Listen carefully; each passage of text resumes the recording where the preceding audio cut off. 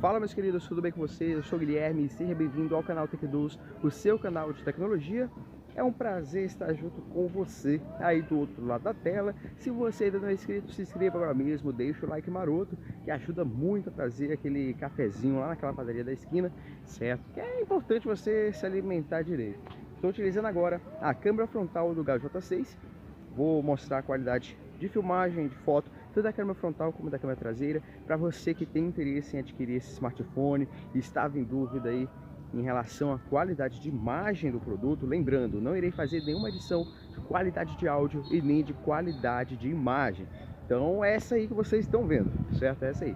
E não se esqueça de nos seguir nas redes sociais, no Instagram, no Facebook, no Twitter, tanto o meu pessoal como o do TecDuos, né?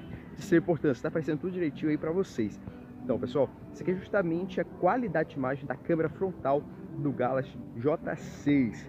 Eu estou aqui utilizando justamente a mão para gravar, o braço, não estou utilizando nenhum gimbal, para vocês poderem ver a questão da estabilidade.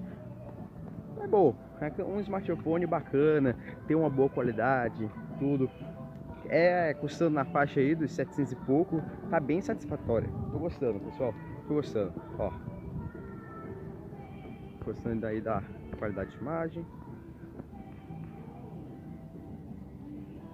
Tá bom, tá bom.